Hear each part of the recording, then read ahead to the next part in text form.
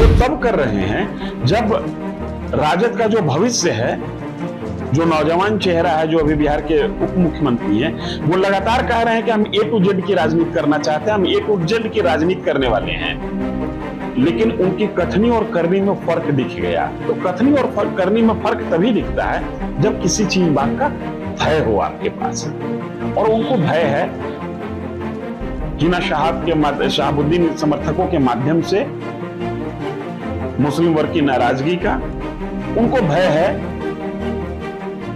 मुस्लिमों के बीच में, बिहार के मुस्लिम मतदाताओं के बीच में ओवैसी की लोकप्रियता का। तो आप जो कह रहे हैं कि ये फैक्टर कितना काम करेगा नहीं करेगा, मैं भविष्यवक्ता तो हूं नहीं कि मैं ये बता दूं कि हाँ 10% काम करेगा, 20% काम करेगा, लेकिन ये फैक्टर नाकाम नहीं रहेगा। नमस्कार, आप देख रहे हैं धा न्यूज और मैं हूं अभिषेक मिश्रा। देखिए, बिहार की राजनीति में कई राजनीतिक खेमों की चर्चा है, कई राजनीतिक लोगों की चर्चा है। उपेंद्र कुशवाहा चर्चा में हैं, लालू नीतीश चर्चा में हैं, लेकिन एक और फैक्टर है जिसकी भूमिका महत्वपूर्ण हो सकती है 2024 के लोकसभा चुनाव में, और जिसकी चर्चा कम है, नहीं है। हम शहाबुद्दीन खेमे की बात कर रहे हैं। शहाबुद्दीन आरजेडी के पूर्व सांसद जो अब इस दुनिया में नहीं है। उनकी पत्नी हिना साहब हैं। आरजेडी से बहुत नाता नहीं है हिना साहब का, और उन्होंने कह रखा है कि अभी वो किसी राजनीतिक दल में नहीं है। एआईएमआईएम के साथ जाने की चर्चा है, और चर्चा यह भी है कि दूसरे राजनीतिक दल भी डोरे डाल रहे हैं। हिना साहब किस तरफ जाती हुई दिख रही हैं, और हिना साहब जिस राजनीतिक खेमे का हिस्सा होंगी, उसको कितना फायदा 2024 के लोकसभा चुनाव में मिलेगा, और हिना साहब के नहीं होने से आरजेडी का क्या नुकसान हो सकता है, इसको समझने की कोशिश करेंगे। हमारे साथ बिहार के जाने माने पत्रकार धीरेन्द्र सर हैं। सर, हिना साहब, जिसको हम शहाबुद्दीन का कुनबा कह सकते हैं, शहाबुद्दीन के लोग, उनकी पत्नी हिना साहब एआईएमआईएम के साथ जाती हैं या आरजेडी के साथ नहीं रहती हैं, क्या कीमत आरजेडी को चुकानी पड़ सकती है? बानगी दिखी थी अभी, शिक्षक एमएलसी सीट का चुनाव हुआ, वहां पर महागठबंधन के जो उम्मीदवार थे उनको हार नसीब हुआ है। प्रशांत किशोर के समर्थित उम्मीदवार आफाक अहमद निर्दलीय चुनाव जीतने में कामयाब रहे। लोग कहते हैं कि इसमें प्रशांत किशोर की स्ट्रेटजी थी। मैं कहता हूं कि इसमें प्रशांत किशोर की स्ट्रेटजी भी थी, और सीवान के इलाके में शहाबुद्दीन खेमे की नाराजगी भी थी।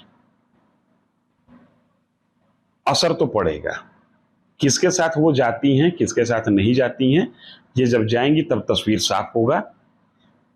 लेकिन अगर महागठबंधन के साथ या राजद के साथ वो नहीं रहती हैं, तो राजद को नुकसान उठाना पड़ेगा। उस क्षेत्र में उनकी एक अपनी पहचान है, और उस पहचान के आश्रय उनके समर्थक मतदान करते हैं।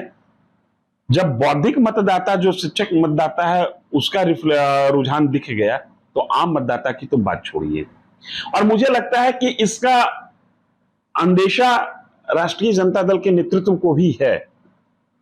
राष्ट्रीय जनता दल ने जिस तरीके से अभी अपने संगठन में लोगों को एडजस्ट किया है, उसमें देखिएगा वो यादव और मुस्लिम उसी फैक्टर पर वो काम कर रहे हैं, और वो तब कर रहे हैं जब राजद का जो भविष्य है, जो नौजवान चेहरा है, जो अभी बिहार के उप मुख्यमंत्री हैं, वो लगातार कह रहे हैं कि हम ए टू जेड की राजनीति करना चाहते हैं, हम ए टू जेड की राजनीति करने वाले हैं।